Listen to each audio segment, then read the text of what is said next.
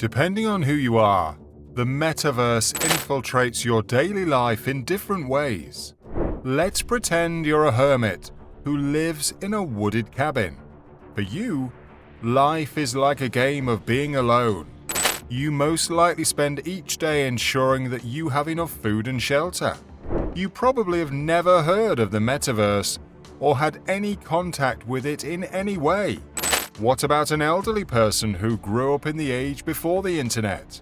You most likely spend as much time away from a screen as you do in front of it.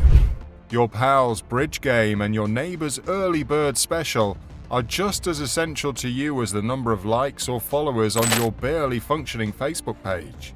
Imagine putting on your headset and entering your home space, which has virtualized replications of your real home. You are in the metaverse, and it features elements that are only conceivable in virtual reality, as well as a highly inspirational perspective of anything you find very eye-catching. It is a place where you can hold over 100 team meetings in these immersive places, where people can interact, learn, and contribute, since you are all in the same location at the same time. It is a place where you feel the actual presence of people like in real life, because you can see their facial expressions and body language. You'll be able to teleport immediately as a hologram to be at the workplace without a commute, can be at a concert with your friends, or in your parents' living room to catch up.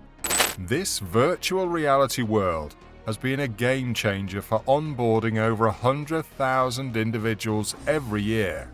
It has brought new hires into this immersive environment, promotes instant and deeper relationships that cross physical borders, and allows individuals to experience the virtual reality world in a very personal way, as it has been for many businesses for the previous months. In this video, I am going to be explaining what I feel is the ultimate experience of the metaverse, what living in the metaverse feels like, and what makes it different from the real world. A big vision exists of a network of fully realized virtual worlds in which people interact as credible avatars and continue on their digital lives across virtual reality, augmented reality, and real life. That isn't how most people live nowadays. But with each passing year, more and more of ordinary life is mediated via digital worlds and avatars. By the end of the decade, billions of people will get to work and play in the 3D universe known as the Metaverse, according to Mark Zuckerberg. Now, this Metaverse that I'm talking about, what is it really about? It's the next big thing according to reports. In the Metaverse, you can wear a headset to enter a virtual world that connects all kinds of digital environments. Unlike the current virtual reality, which is mostly related to gaming, this virtual world could practically be used for anything like work, concerts, events, or just recreational activities. However, because it's still just an idea, it's still a pipe dream. The metaverse has no universally accepted definition. The metaverse is an extensive network of permanent real-time rendered 3D environments and simulations that facilitate the continuity of identification items, past payments, and entitlements, and can be gained entry into simultaneously by an effectively infinite number of users, individually with their sense of presence. The word metaverse is a contraction of meta and universe, which refers to a digital environment that originally appeared in the sci-fi novel titled Snow Crash in 1992. The online world Second Life, which grew famous with individuals, businesses, and trademarks that scrutinized its usage to create virtual stores, host events and parties, host concerts, perform marketing, and so on, gave the notion a major manifestation in 2006 with the virtual universe Second Life. However, the emergence of social networks pushed Second Life into obscurity.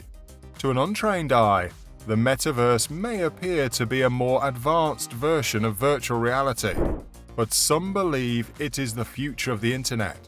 In fact, Instead of being on a computer, it is thought that it may be to VR what the present smartphone is to the original cumbersome mobile phone of the 1980s.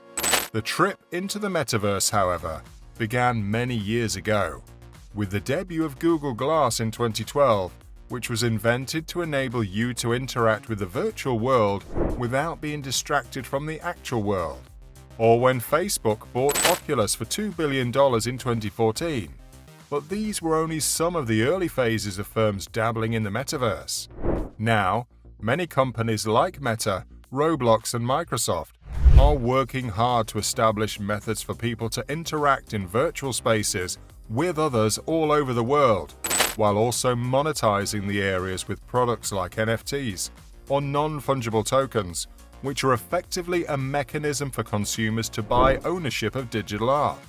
They're also developing tools that will allow developers to link up their platforms to other platforms. These developing capabilities will enable more commerce and assist building the whole metaverse economy. However, some individuals are unaware that there is already an existing and growing metaverse, which can be found in video games, despite their efforts to create it. What makes living in the metaverse different from living in real life? Mark Zuckerberg, at its yearly Inventor conference where he revealed that Facebook was changing its name to Meta, he said that we, the users, will be capable of feeling present like we were in the same place, no matter how near or far we are, and capable of expressing ourselves in new, positive, entirely immersive ways. In Metaverse, the users can design avatars in the metaverse that look like them in real life.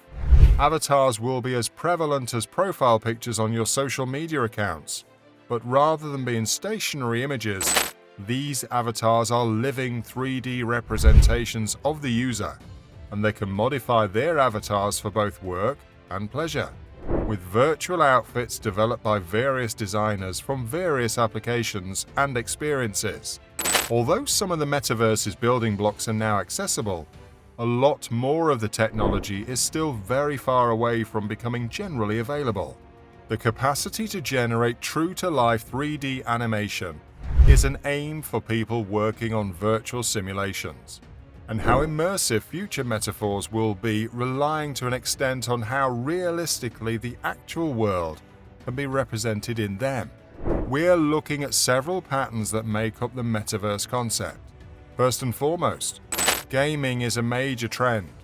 Let's imagine I want my avatar to appear precisely like me in the real world. How near are we with technology to achieving that? Epic Games has developed a new technology called metahumans, which is a significant step forward, because achieving realism in people used to be exceedingly difficult to realize. You may approximate the appearance by utilizing reference photographs. You pick distinct face traits from different archetypes and mix and combine them to approximate the looks. There also are sensors that control the behavior of the avatar, which is intended to represent me. Of course, we may attempt to improve it a little bit. Okay, I picture being in my studio with sensors or cameras capturing me and engaging with other people doing the same thing. But in the metaverse, it opens up a lot of possibilities, because individuals can come together in a virtual place and seem like themselves. We're still constructing that metaverse that permits these realists for strangers or completely new individuals who have never met me in the actual world, and then I can offer a highly polished version of myself. You could try to create a hyper-realistic virtual version of yourself, so I can edit the avatar to appear in any way I like. I can see how that may be a significant pull in the metaverse, but for me, to want to spend time there, I need more than just the ability to change my appearance. I want to be living these experiences, not just my avatar. It turns out that consumer-quality virtual reality headsets may already be your reality right in your living room to immerse themselves in the virtual reality environment with their entire bodies intact. I've heard that technology is required. The main difference for us is that we incorporate various technologies such as motion tracking technology, which allows us to track your exact movement in the game, making it more lifelike. For example, if you're waving the game or tapping on your friend's shoulder, you'll see the same thing in the game.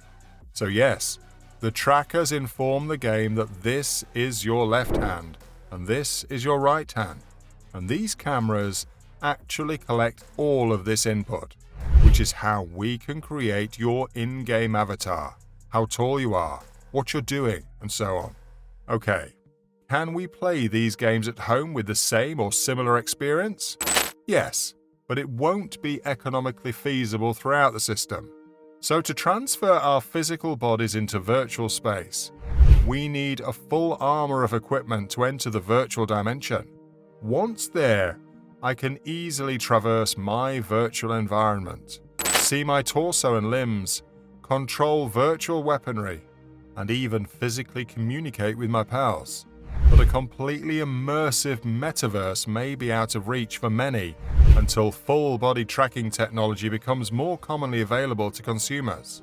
There are no virtual reality headsets in another manifestation of a metaverse, and you exist as an avatar.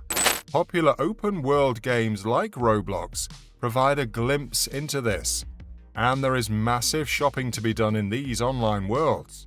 But unlike the online shopping we're used to, it's for our digital avatars, and there are no digital currencies that have been provided to be used for purchases like investments, virtual real estate, in-game equipment, concert tickets, online shopping within the metaverses.